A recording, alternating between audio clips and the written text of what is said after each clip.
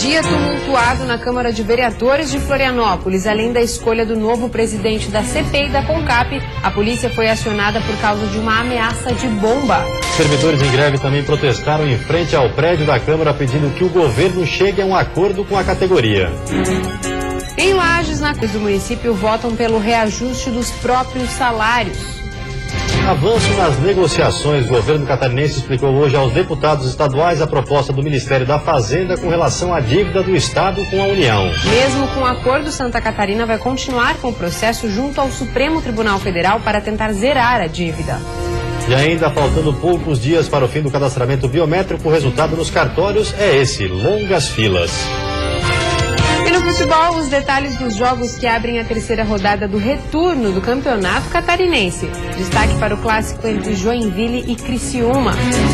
O Band Cidade desta quarta-feira já está no ar.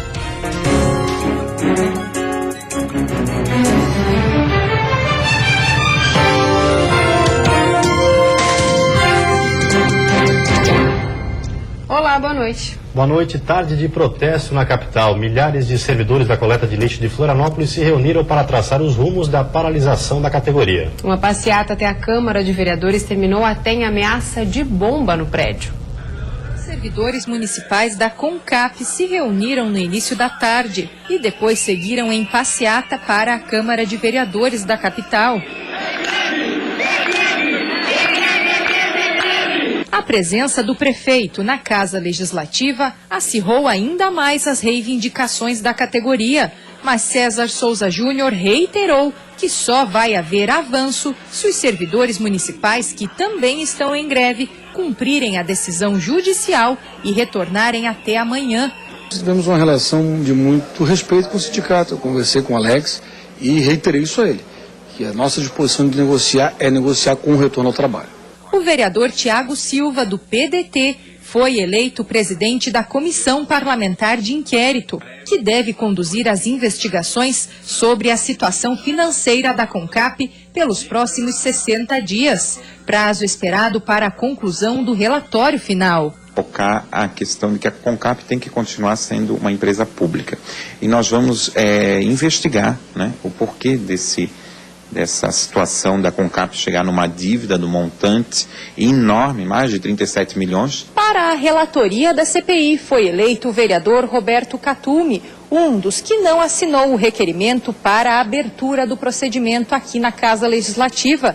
Já quanto ao vereador Ricardo Camargo Vieira, um dos 7 integrantes da CPI e que chegou a presidir a CONCAP, a decisão da comissão foi de mantê-lo nos trabalhos, mesmo que ele seja um dos investigados. Independente se foi vereador ou não, nós vamos investigar, vamos trabalhar, trazer as luzes dos fatos, se houve mal feito, e aqueles que fizeram mal feito na administração da CONCAP serão punidos. Os cerca de 1.700 trabalhadores da CONCAP estão em greve há apenas um dia e já é possível ver os reflexos da falta de coleta de lixo nas ruas da capital.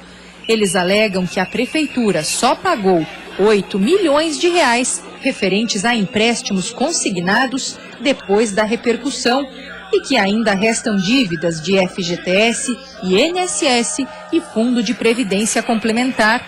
Após a manifestação, policiais do Batalhão de Operações Especiais estiveram no prédio legislativo para rastrear o local depois de uma ameaça de bomba. Representantes do Sindicato dos Servidores Municipais de Florianópolis e categoria estão em reunião neste momento. Em São José, o Sindicato dos Trabalhadores informou que a Prefeitura fez uma proposta de aumento que será analisada em assembleia amanhã à tarde. Já em Santo Amaro da Imperatriz, serviços de saúde e coleta de lixo estão operando com 30% dos servidores. Em Palhoça, servidores municipais acataram a proposta de reajuste do município. Vereadores de Lages votam a favor da reposição dos próprios salários. O aumento foi de 11,28% e foi aprovado em sessão realizada hoje na Câmara Municipal. Dos 19 vereadores de Lages, Márcio Machado do PR e Gerson dos Santos do PSD votaram contra o reajuste salarial. A vereadora Aida Mayhofer, também do PSD, se absteve. Já os outros 16 parlamentares votaram a favor da medida que reajusta o salário dos servidores da Câmara e dos 19 vereadores em 11,28%, conforme o Índice Nacional de Preços ao Consumidor, o INPC. Com o reajuste, o salário de um vereador vai passar de R$ 8.437 para R$ 9.432, o que representa anualmente R$ 200 mil aos cofres públicos. Esse valor começa a ser debitado a partir do mês que vem aos servidores, retroativo a janeiro. O autor da emenda que pedia esse reajuste, o vereador David Moro, do PMDB, diz que isso é direito dos servidores e deve ser respeitado. Assim como houve a reposição no salário mínimo, dando um percentual de 11,57, agora está sendo a vez, por lei, apenas 11,28, que estabelece a Constituição Federal. Já para o vereador Gerson dos Santos, do PSD, a medida vai na contramão da recessão econômica que vive o país. Hoje, na sua casa, na sua família, você faz economia, você corta gastos, as empresas estão cortando gastos. Então, como um setor público, um setor que é pago pelo povo, vai ter reajuste? Isso é inconcebível. Para este economista, esta não é a hora adequada para que os vereadores tenham os salários aumentados por conta da reposição. Politicamente não é o momento, economicamente não é o momento. A questão, como eu falei, do desemprego e do gasto público está na mente das pessoas. Nas ruas, a população também não aprovou essa reposição salarial na Casa Legislativa. Um salário tão pouco, o nosso, né, do trabalhador, o deles já é tão alto para ser aumentado de novo, né? Não tá fácil, eu acho que se equivocaram um pouco a respeito do aumento do salário dos vereadores. É uma opinião minha. O senhor não acha certo? Eu não acho certo, não acho correto. As firmas, as empresas diminuindo o salário dos empregados e os vereadores aumentando os seus, absurdo, né? É hilário, para não dizer chocante. Uma operação do GAECO está cumprindo vários mandados de prisão no Vale do Itajaí. A investigação de fraudes em concursos públicos apontou a participação direta de servidores de Santa Cecília, além de empresários da região. A Operação X da Questão teve início pela manhã. Está cumprindo 11 mandados de prisão temporária, 14 de busca e apreensão e 4 de condução coercitiva nos municípios de Santa Cecília, Curitibanos, Lontras, Blumenau e Bombinhas. Também são investigados supostos crimes de associação criminosa e falsidade teológica. E a seguir sobe o número de casos de dengue em Santa Catarina. E ainda estudo indica que as consequências do Zika vírus podem afetar os bebês em qualquer fase da gestação.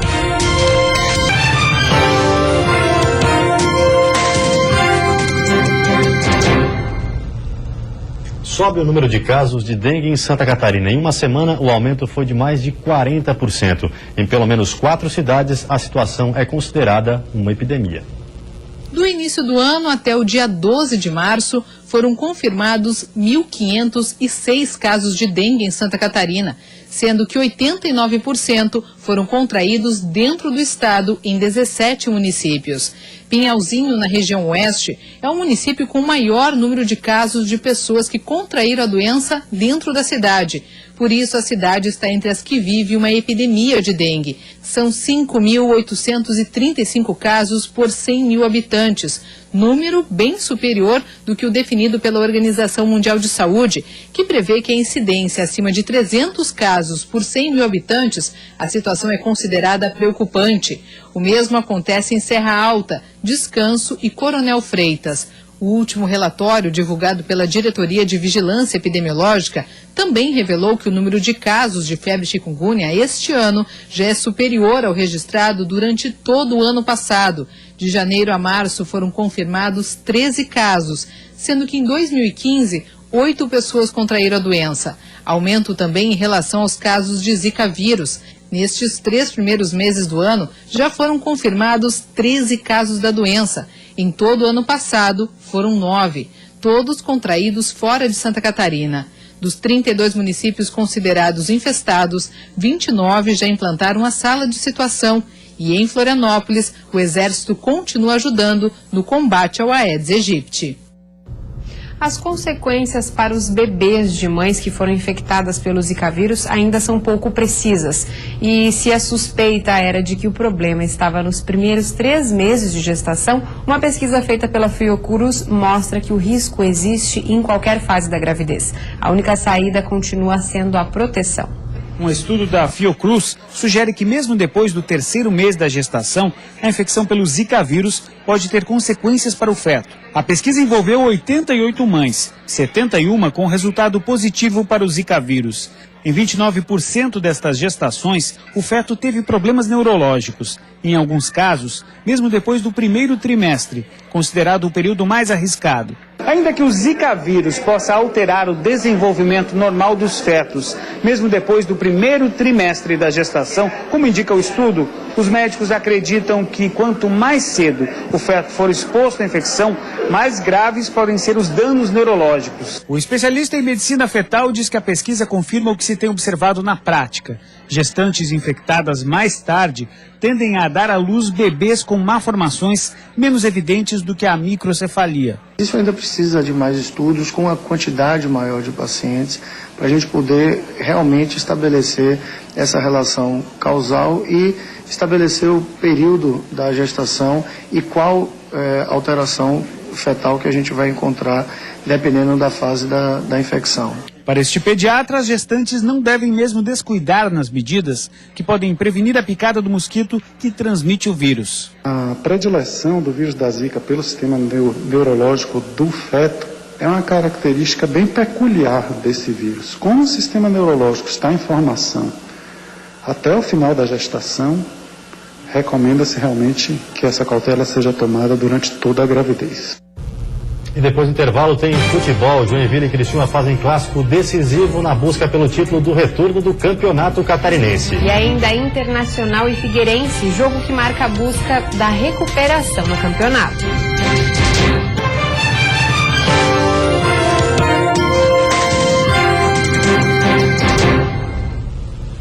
Futebol em noite de clássico. Na Arena Joinville, Jack e Criciúma se enfrentam numa partida sem favoritismo, mas que pode ser decisiva para a conquista do título do retorno do catarinense.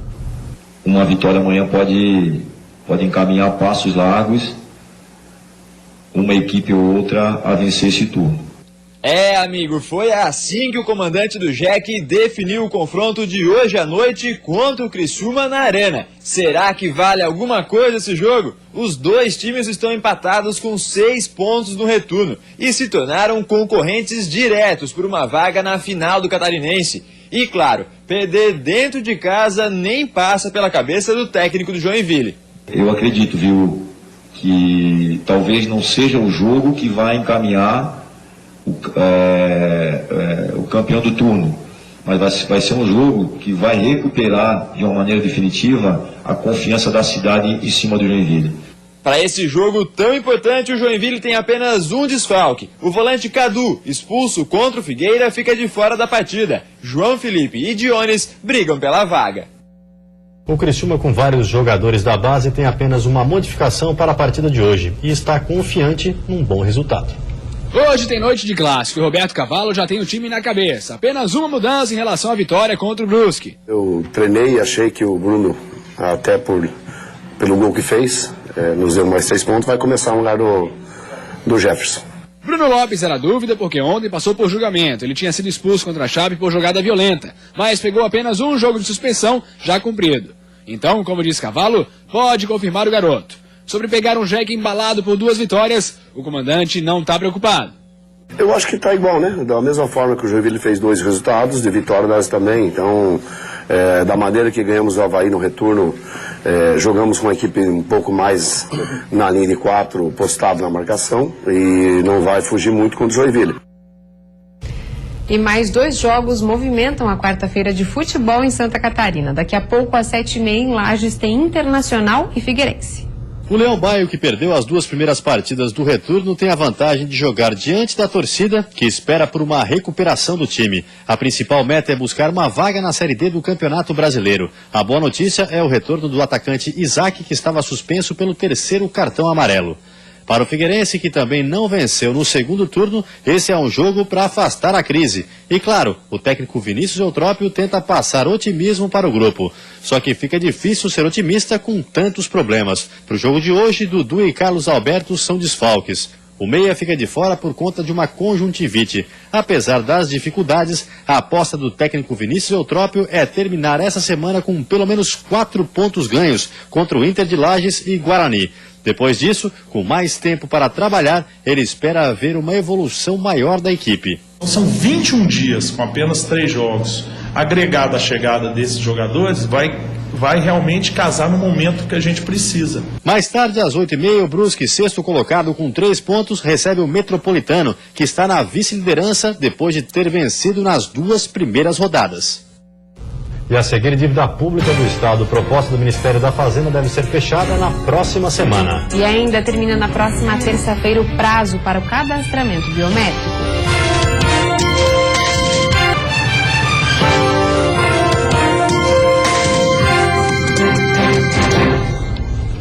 Dívida pública dos estados. O governador Raimundo Colombo se reuniu hoje com os deputados estaduais para detalhar a proposta que deverá ser fechada com o Ministério da Fazenda na próxima semana.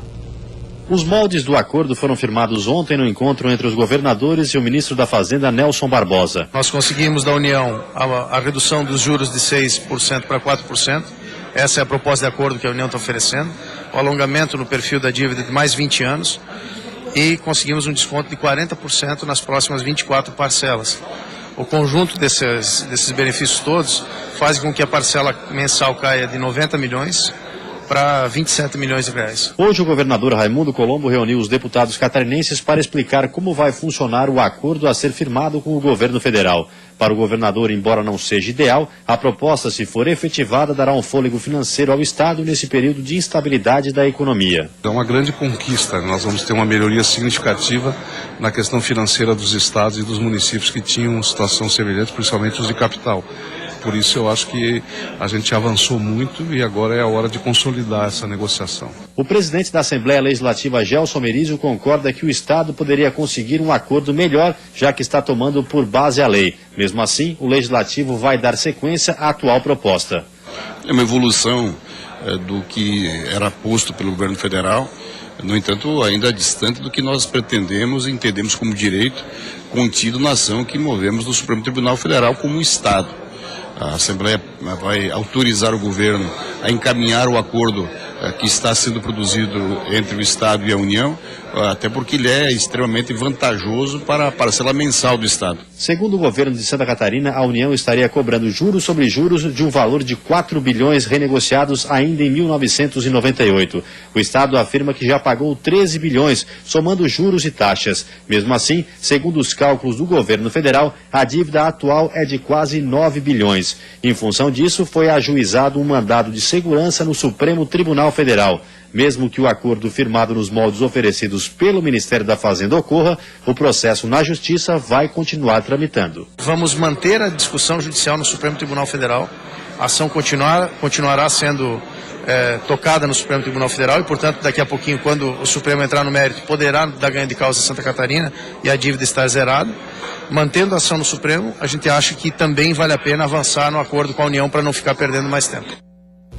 Quem está em débito com a Casan pode fazer a quitação das dívidas em condições especiais até o dia 31 desse mês. Através do programa Zero Dívida, a Companhia de Águas e Saneamento dá isenção de 100% dos juros e das multas para dívidas feitas até 31 de outubro de 2014, além do parcelamento em até 24 vezes. Para quem tem débitos há menos de um ano, as condições de parcelamento são de 36 vezes, com incidência de 1% de juro, multa de 2% e correção monetária. Os interessados devem procurar uma agência da Casan para acertar a quitação. Mais informações no site que aparece na sua tela. Quinta-feira de calor e tempo abafado na maioria das regiões. Na Serra, o dia começa com 14 graus, podendo chegar aos 25 com sol entre nuvens. No sul do estado e Vale do Itajaí, a máxima chega aos 32. No oeste, dia quente também com máxima de 31. Assim como na Grande Florianópolis, onde os termômetros registram 30 graus. Máxima de 30 também no norte, mas com possibilidade de chuva no fim do dia. Termina na próxima terça-feira, dia 22, o prazo para o cadastramento biométrico. As filas de eleitores que deixaram para fazer a atualização do título na última hora estão cada vez maiores. O posto de cadastramento da Rua Bulcão Viana, no centro da capital, começou o dia de hoje com uma longa fila. No cartório eleitoral, na Avenida Rio Branco, também no centro, a fila de eleitores era tão grande que chegava até a dobrar a esquina na Rua Osmar Cunha. De segunda até esta quarta-feira de manhã, quase 2.000 eleitores cadastraram suas digitais em Florianópolis. Encarei a fila e até que foi um pouquinho mais rápido. Portanto, tem que fazer, né? Senão tranca tudo.